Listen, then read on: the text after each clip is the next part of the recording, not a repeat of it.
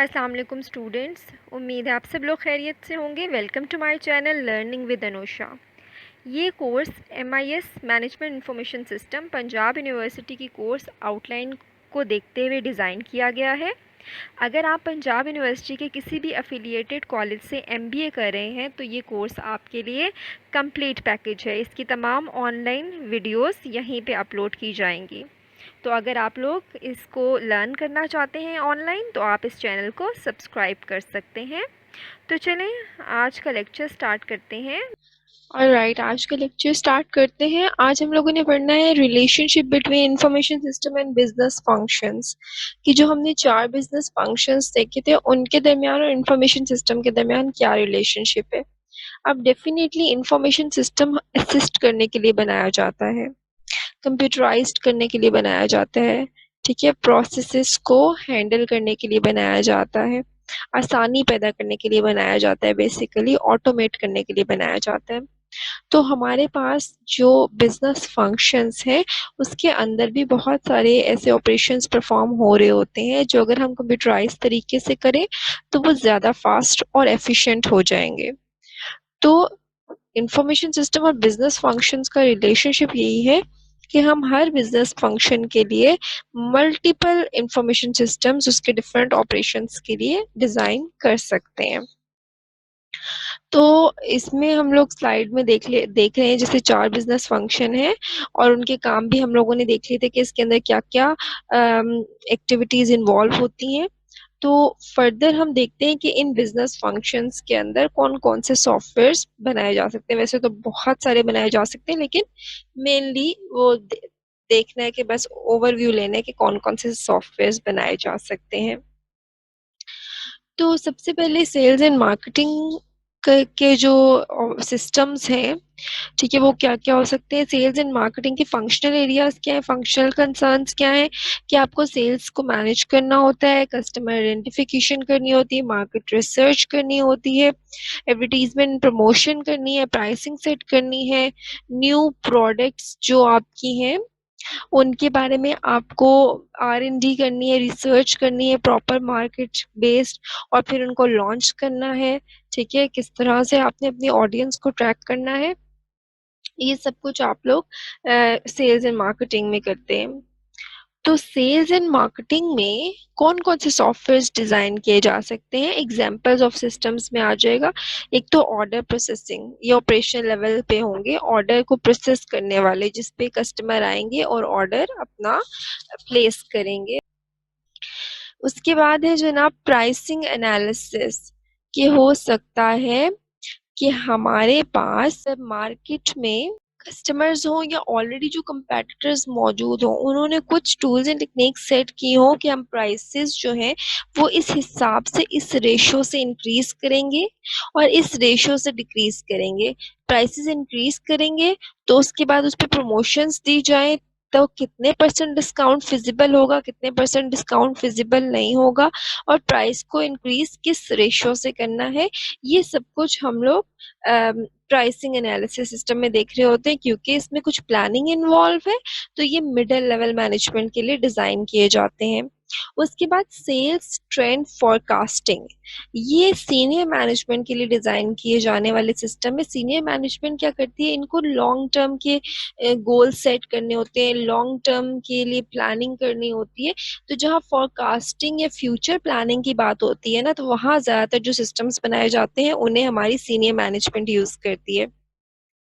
तो sales trend forecasting यानी future में हमारे पास क्या ट्रेंड्स होंगे सेल्स के, हम किस तरह से इंक्रीज कर सकते हैं, मार्केट में किस तरह से जगह बना सकते हैं और किस तरह से अपने प्रोडक्ट के लिए इफेक्टिव प्राइसिंग सेट कर सकते हैं, ये सीनियर मैनेजमेंट सोच रही होगी और प्रिडिक्शंस भी करेगी और बहुत सारी प्लानिंग भी कर रही होगी इन सॉफ्टवेयर्स को यूज करते हुए। बेसिकली इसमें एनालिटिकल टूल्स इन सॉफ्टवेयर्स में ज्यादा होंगे। एनालिटिकल टूल्स वो होते हैं जिसमें कुछ प्रिडिक्शंस की फैसिलिटीज होती है, कुछ एनालिसिस की फैसिलिटीज होती है जिसमें आप हिस्टोरिकल डेटा को देख के फ्यूचर के बारे में प्रिडिक्शंस कर सकते हैं। तो ऐसे टूल्स इसके अंदर ज्यादा होते हैं, फोरकास्टिंग वाले सॉफ्टवेयर्स के अंदर आर्टिफिशियल इंटेलिजेंस थोड़ी ज्यादा होती है। उसके बाद जो है ना manufacturing and production system, manufacturing and production system जो है हमारे पास उसकी भी डेफिनेटली मैन्युफैक्चरिंग एक बहुत इम्पॉर्टेंट प्रोसेस है और एक इम्पॉर्टेंट कह सकते हैं कि ऑर्गेनाइजेशन के लिए बिजनेस फंक्शन है, और इसको मैनुअली परफॉर्म करना बहुत ज़्यादा आपकी ऑर्गेनाइजेशन के लिए डेंजरस हो सकता है, क्योंकि आप प्रोडक्ट्स जो डेवलप कर रहे हैं अगर वो ह्यूमंस से करवाएं, आप सारी तरह के प्रोडक्ट ह्यूमन नहीं कर सकते, प्लस उसके अंदर बहुत सारे ऐसे फीचर्स इन्वॉल्व होते हैं जो ह्यूमन के लिए डेंजरस होते हैं, जैसे समटाइम्स हीट प्रोडक्ट पे अप्लाई हो रही होती है, समटाइम्स कुछ केमिकल्स अप्लाई हो रहे होते हैं, तो ह्यूमंस हो सकता है कि उस एनवायरनमेंट में काम ना कर सकें या उन्हें बहुत प्रिकॉशंस लेनी पड़े, और उसके बाद उनका जो काम हो वो बहुत स्लो भी हो। जो प्रोडक्ट मशीन ने 100 बनानी थी एक दिन की, वो ह्यूमन शायद 2 बना रहे होंगे। तो बेसिकली जो मैन्युफैक्चरिंग एंड प्रोडक्शन, ठीक है, इसके अंदर हमारी प्रोडक्ट की मैन्युफैक्चरिंग तो डेफिनेटली आती ही है, उसका मटेरियल हैंडल करना, ठीक है, रॉ मटेरियल को अवेलेबल करना, प्रोडक्शन के गोल सेट करना, स्केजुलिंग की किस किस स्केजुअल पे प्रोडक्शन होगी हमारी और किस किस स्केजुअल पे नहीं होगी, ये सब कुछ हैंडल करना इसके अंदर आता है। और इसके अंदर सॉफ्टवेयर बनाए जा सकते हैं। सबसे पहले तो मशीन कंट्रोल के लिए सॉफ्टवेयर बनाया जा सकता है कि जो आपकी फैक्ट्री में मशीन है उसको आपने कैसे इंस्ट्रक्शंस देनी है, मशीन कंट्रोल करने के लिए कौन सा सॉफ्टवेयर से हैंडल करेगा, ठीक है, उसके अंदर सॉफ्टवेयर के अंदर क्या क्या फैसिलिटीज होंगी। तो ये सारी जो आपने मशीन से रिलेटेड इश्यूज को हैंडल करना है उसको आप एक सॉफ्टवेयर बना के हैंडल कर सकते हैं, और वो सॉफ्टवेयर ऑपरेशनल मैनेजमेंट हैंडल करेगी। उसके बाद है प्रोडक्शन की प्लानिंग। प्रोडक्शन प्लानिंग में होता है कि किसी मिडिल लेवल मैनेजर को आप फैसिलिटी दे देते हैं कि प्रोडक्शन की स्केजुलिंग, डिमांड और सप्लाई, प्रोडक्ट कितनी स्टॉक में पड़ी हुई है और कितनी मार्केट में जा चुकी हुई है, कस्टमर की डिमांड कितनी है मजीद प्रोडक्ट की, तो इस सारी इन्फॉर्मेशन को एक सॉफ्टवेयर में आप सेव करते हैं, और इस सॉफ्टवेयर को देखते हुए, इस इन्फॉर्मेशन को देखते हुए फिर मिडिल लेवल मैनेजमेंट प्लान करती है कि हमें मजीद कितनी प्रोडक्शन करनी है।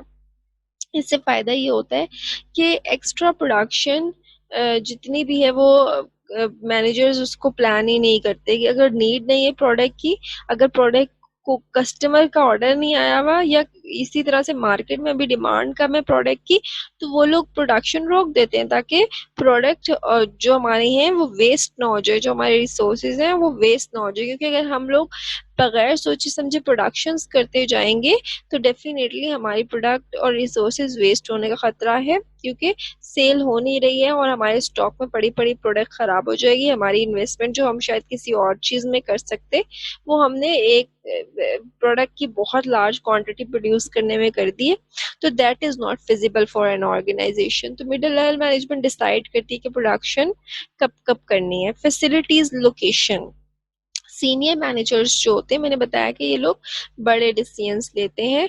फैसिलिटीज, लोकेशन, अब कहाँ पे कौन सी फैसिलिटी अवेलेबल होनी चाहिए। फैक्ट्री फॉर एग्जांपल, हमारे पास प्रोडक्शन का काम बहुत ज़्यादा है फैक्ट्री का, कि जो हमारे पास कैपेसिटी है वो कम हो गई है, तो अब ये लोग डिसाइड करेंगे कि कहाँ नई फैक्ट्री जो है वो ओपन करनी चाहिए, या हमारे पास एक मशीन से काम नहीं हो रहा, हमें 2 मशीन्स चाहिए फैक्ट्री में, तो ये लोग डिसाइड करेंगे कि मशीन हमें एक मजीद चाहिए या नहीं चाहिए और किस जगह पे उसे प्लेस करना है। तो फैसिलिटी लोकेशन जो है, इसके अंदर क्या फैसिलिटीज मैन्युफैक्चरिंग एंड प्रोडक्शन से रिलेटेड हम लोगों को चाहिए ऑर्गेनाइजेशन के अंदर, ये लोग ये डिसाइड करे होंगे। डेफिनेटली इनके पास प्रॉपर इंफॉर्मेशन होगी तो ये वो चीज डिसाइड कर सकते हैं। अगर इनके पास इंफॉर्मेशन नहीं है, अगर इनके पास प्रॉपर फैक्ट्स एंड फिगर्स नहीं है, तो ये डिसाइड कैसे करेंगे कि कहाँ पे किस फैसिलिटी की जरूरत है, तो इनको सॉफ्टवेयर दिया जाए ताकि ये उसको हैंडल कर सके। तो ये हमने 2 देख ली कि किस तरह से इंफॉर्मेशन सिस्टम्स हेल्पफुल हो सकते हैं sales and marketing and manufacturing and production में। उसके बाद फाइनेंस एंड अकाउंटिंग में क्या काम होते हैं, आपके फाइनेंशियल एसेट्स मैनेज हो रहे होते हैं, आपका कैश, आपका इनफ्लो क्या है, आपका आउटफ्लो क्या है, अकाउंट रिसीवेबल, अकाउंट पेएबल, आपकी ट्रांजेक्शन्स, आपकी फाइनेंशियल स्टेटमेंट्स, बहुत कुछ इसमें रिकॉर्ड हो रहा होता है, पूरी पूरी आपकी स्टेटमेंट्स बन रही होती हैं। तो इसके लिए कौन कौन से सॉफ्टवेयर जनरेट किए जा सकते हैं, अकाउंट रिसीवेबल के सॉफ्टवेयर जनरेट किए जा सकते हैं। तो अकाउंट रिसीवेबल से रिलेटेड यानी जितनी ट्रांजेक्शन्स होंगी, जितनी कैश की डिटेल्स होंगी, वो आपको किसी सॉफ्टवेयर में ट्रेस भी करनी पड़ेंगी, स्टोर भी करनी पड़ेंगी ताकि आप उसे यूज कर सकें। तो अकाउंट रिसीवेबल के लिए आप प्रॉपर सॉफ्टवेयर बना सकते हैं और बनाए भी गए हैं सॉफ्टवेयर। इवन ईआरपी और इस तरह के सॉफ्टवेयर में इसकी सपोर्ट भी दी जाती है अकाउंट रिसीवेबल की। तो ये ऑपरेशनल लेवल मैनेजर्स जो होते हैं वो इस पे काम करते हैं।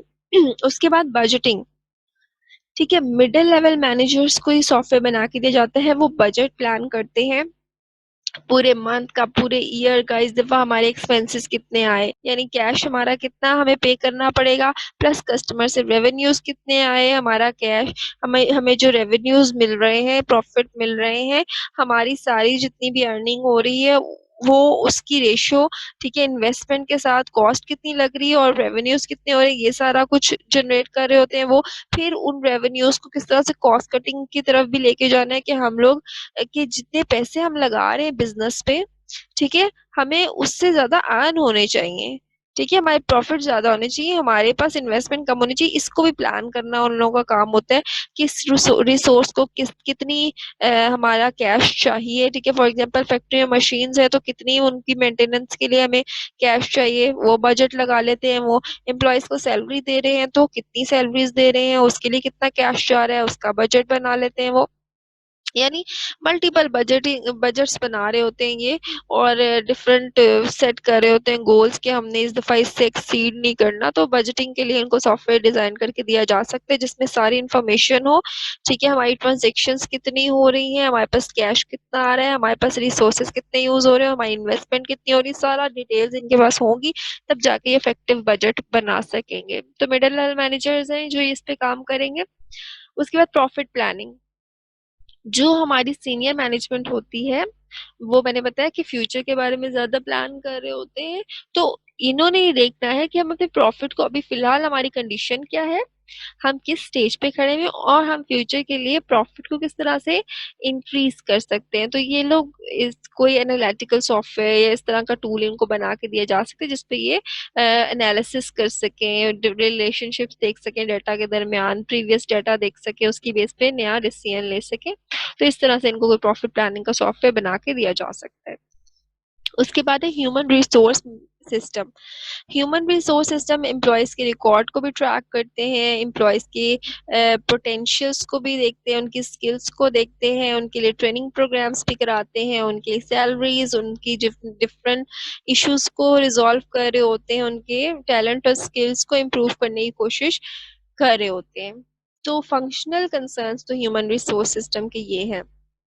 अब एग्जाम्पल क्या है, इन सिस्टम्स की ट्रेनिंग एंड डेवलपमेंट के लिए आप सॉफ्टवेयर बना सकते हैं जिसमें आप स्केजुलिंग कर सकते हैं कि इस महीने हमने ये ट्रेनिंग्स करानी है, ठीक है, हमारा गोल ये है, हमारे जो एम्प्लॉयज हैं उनके स्किल सेट ये हैं, उनको मजीद इस तरह की स्किल्स की ज़रूरत है हमारी ऑर्गेनाइजेशन में काम करने के लिए। तो हो सकता है आप ट्रेनिंग एंड डेवलपमेंट के लिए कोई सॉफ्टवेयर उसको ट्रैक करने के लिए बना लें। वैसे तो ज़्यादातर ये कैलेंडर के ऊपर स्केजुलिंग करके और उस तरीके से हो जाता है, लेकिन हो सकता है आप ऑनलाइन ट्रेनिंग वगैरह दे रहे हो तो उनको रजिस्टर भी करना पड़े एम्प्लॉयज को एक सॉफ्टवेयर पे, और उसके बाद उनको वहाँ ट्रेनिंग दी जाए। तो इसमें डिफरेंट एस्पेक्ट्स आ सकते हैं। तो किसी भी तरीके से आप उनके लिए सॉफ्टवेयर डिजाइन कर सकते हैं, जनरलाइज भी कर सकते हैं और कस्टमाइज भी। कंपनसेशन एनालिसिस, एम्प्लॉयज की सैलरीज को कैलकुलेट करने के लिए पूरे पूरे सॉफ्टवेयर बने होते हैं जिसके अंदर उनके प्रोविडेंट फंड की कितनी डिडक्शन हो रही है, उनके इनकम टैक्स की कितनी डिडक्शन हो रही है, उनके और डिफरेंट बेनिफिट्स, उनकी डिडक्शन, उनकी सैलरी कैलकुलेशंस, बहुत सारी चीजें होती हैं, उनको हेल्थ बेनिफिट्स कितने देने हैं, इस तरह की बहुत सारी इंफॉर्मेशन उसमें आप कैप्चर भी कर सकते हो और प्रोसेस भी कर सकते हैं कंपनसेशन एनालिसिस में, और ये मिडिल लेवल मैनेजमेंट के लिए बनाया जा सकता है। फिर ह्यूमन रिसोर्स प्लानिंग, हायरिंग और फायरिंग, ठीक है, एम्प्लॉयज जो हैं वो हमारे किस स्किल सेट के होंगे, किस पोजीशन पे काम करेंगे, उनकी सैलरीज कितनी होंगी, कब कब हायरिंग करनी है, कब जरूरत है, कब जरूरत नहीं है, इस तरह की प्लानिंग, ह्यूमन रिसोर्स प्लानिंग के लिए सॉफ्टवेयर बनाया जा सकता है जो सीनियर मैनेजमेंट ऑपरेट कर रही होगी। तो ये हमने देखा कि क्या रिलेशनशिप है इंफॉर्मेशन सिस्टम और बिजनेस फंक्शन के लिए। क्या हम आप बिजनेस फंक्शन जो है, हर बिजनेस फंक्शन उठा के देखिए, उसके लिए आप मल्टीपल इंफॉर्मेशन सिस्टम डिजाइन कर सकते हैं। नेक्स्ट हम लोगों ने देखना है कि ग्रुप ऑफ पीपल के हिसाब से कौन कौन से इंफॉर्मेशन सिस्टम डिजाइन किए जा सकते हैं। तो वो हम लोग देख चुके हैं, बहुत सारे देखे हैं, जिसमें टीपीएस, एमआईएस, डीएसएस, ईएसएस, वो आपके एक चैप्टर है पूरा जिसके अंदर काफी सारे इंफॉर्मेशन सिस्टम है। तो मेनली ये चार जो है वो आप कंसीडर कर सकते हैं इंफॉर्मेशन सिस्टम। तो इसको मैंने पहले पढ़ा दिया हुआ, इसको दोबारा नहीं देख रहे हम, ठीक है, ये आप उन्हीं स्लाइड्स में से देख लीजिएगा। उसके बाद जो हमारा टॉपिक है that is relationship between information system and business process. Business process और इंफॉर्मेशन सिस्टम के दरमियान क्या रिलेशनशिप है। अब बिजनेस प्रोसेस क्या होता है ये जानना बहुत जरूरी है। अगर आपको ये पता है कि बिजनेस प्रोसेस क्या होता है तो फिर आपको अंडरस्टैंडिंग होगी कि इंफॉर्मेशन सिस्टम जो है वो बिजनेस प्रोसेस के लिए किस तरह से यूज होता है। मैंने लास्ट की क्लास में बताया था आपको कि जितनी एक्टिविटीज है हमारे ऑर्गेनाइजेशन में परफॉर्म हो रही किसी बिजनेस के गोल को अचीव करने के लिए, ठीक है, वो एक्टिविटी कुछ भी हो सकती है, कोई भी आपका वर्क फ्लो हो सकता है किसी ऑर्गेनाइजेशन के लिए जो बहुत इंपॉर्टेंट है, तो उसको हम बिजनेस प्रोसेस या बिजनेस ऑपरेशन कह रहे हैं। और बिजनेस प्रोसेस जो होते हैं, manager need to pay attention to business process because they determine how well the organisation can execute its business. तो जितने अच्छे बिजनेस प्रोसेस एग्जीक्यूट होंगे, जितनी परफॉर्मेंस बिजनेस प्रोसेस की होगी, उसी तरह से जो आपकी ऑर्गेनाइजेशन की परफॉर्मेंस है वो भी इम्प्रूव हो रही होगी। और इससे क्या होगा, आपको स्ट्रैटेजिक एडवांटेज यानी कंपैटिटिव एडवांटेज हासिल होगा। आप अपने जो राइवल्स हैं उनके साथ compete कर रहे होंगे। So they are business process specific to each of the major business function। Her business function में business process होते हैं। जैसे HR का लें तो hiring करना एक business process है, सैलरी पे करना एक बिजनेस प्रोसेस है, ट्रेनिंग्स ऑर्गेनाइज करना एक बिजनेस प्रोसेस है, किसी को कॉम्पनसेट करना, हेल्थ इंश्योरेंस देना या इस तरह की डिफरेंट एक्टिविटीज वो बिजनेस प्रोसेस कहलाते हैं, ठीक है। अगर आप मैन्युफैक्चरिंग का देखें तो रॉ मटेरियल परचेज करना बिजनेस प्रोसेस है, उसे प्रोड्यूस करना यानी आपका रॉ मटेरियल से फिनिश गुड्स में कन्वर्जन हो जाए, ये एक बिजनेस प्रोसेस है। प्रोडक्ट को स्टॉक में ऐड कर लेना, प्रोडक्ट कब कब प्रोड्यूस होगी इसकी स्केड्यूलिंग करना, ये सारे बिजनेस प्रोसेस यानी जो जो एक्टिविटीज किसी बिजनेस फंक्शन में परफॉर्म हो रही है वो इसका बिजनेस प्रोसेस कहलाएगा। और many business process are cross functional, के जरूरी नहीं कि आप इंटरेक्ट नहीं कर सकते, ठीक है। यानी आप अकाउंटिंग एंड फाइनेंस का जो बिजनेस प्रोसेस है या बिजनेस फंक्शंस है वो डिपेंडेंट है सेल्स एंड मार्केटिंग के साथ, ठीक है, वो लिंक्ड है। मैन्युफैक्चरिंग लिंक्ड है सेल्स एंड मार्केटिंग के साथ, अकाउंट्स लिंक है सेल्स एंड मार्केटिंग, यानी ये लिंक्ड है सारे, ये बिल्कुल इंडिपेंडेंट काम नहीं कर सकते, ये सारे एक दूसरे की इंफॉर्मेशन को यूज कर रहे होते हैं।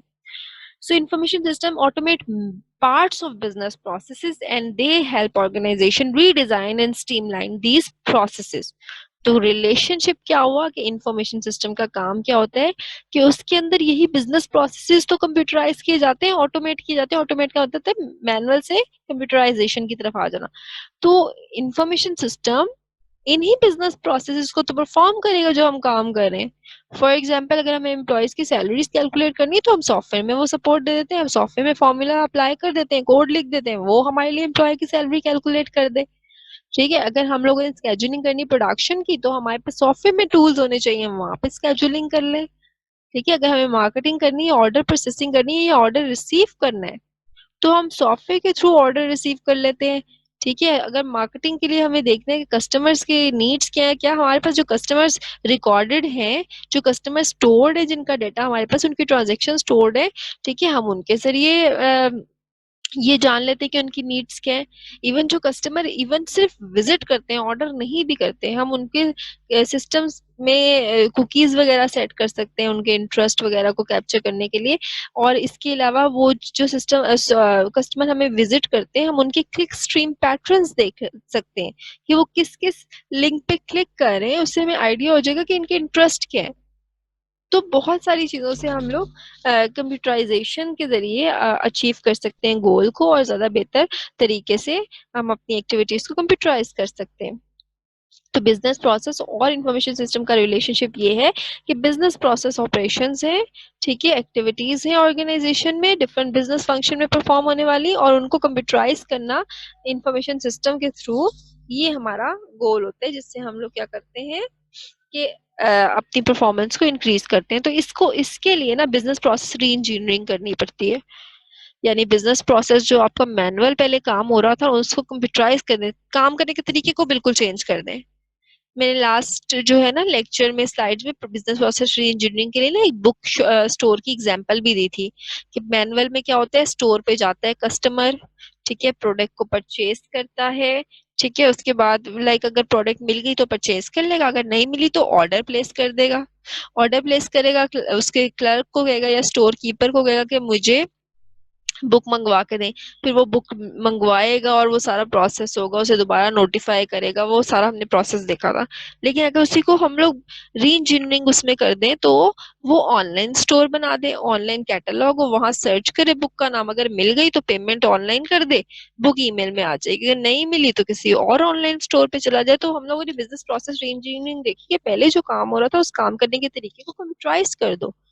तो ये बिजनेस प्रोसेस जो री इंजीनियरिंग है उसका टॉपिक भी आप इसके अंदर ऐड करेंगे, relationship between information system and business process.